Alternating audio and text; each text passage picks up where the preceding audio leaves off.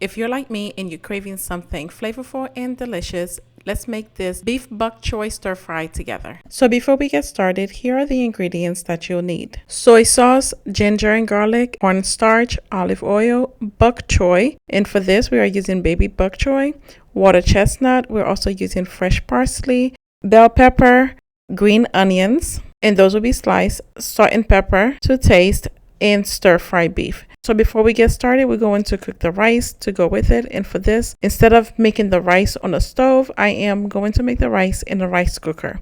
That way I don't have to worry about stirring and making sure that the rice is cooking properly. I'm letting the rice cooker do the job for me. So I like to wash my rice first and wash it until it is completely clear.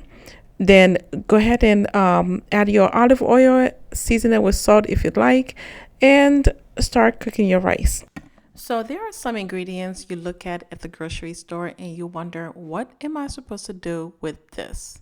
So this is where this recipe comes in handy. Now it's very easy to make. All you need is your favorite bok choy. This could be your baby bok choy, or you could get the full size bok choy. I prefer the baby bok choy because it is easy to put in soup, and you can stir fry it, you can saute it, you can do anything with it. And for bok choy, you can find that at your local grocery store next to the cabbage section. Okay, so with this recipe, we are adding in all the good ingredients, all of the delicious fresh vegetables. You want to make sure that you slice them or dice them in accordance to the recipe that's listed below in the description box or on the website at savorythoughts.com. Before we prepare the stir fry beef bok choy, we want to make sure that we also create a slurry. This will help to thicken the sauce.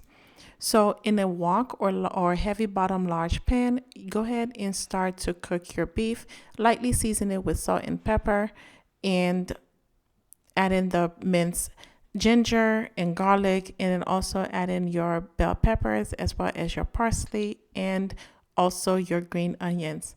Now you'll notice that it's starting to become liquid.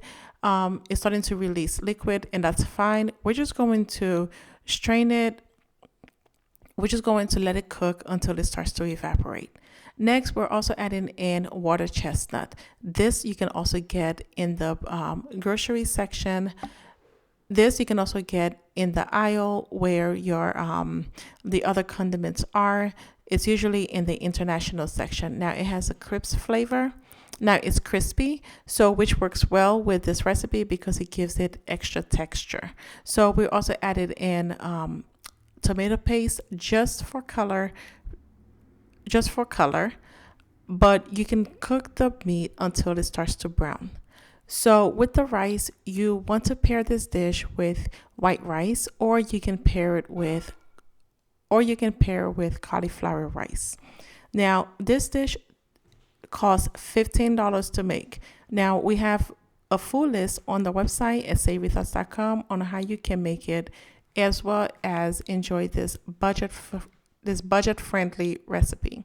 So full recipes on the website at savorythoughts.com. And guys, thank you so much for watching. If you are new, we would like to say welcome to our channel, and we will see you guys on the next video. Cheers.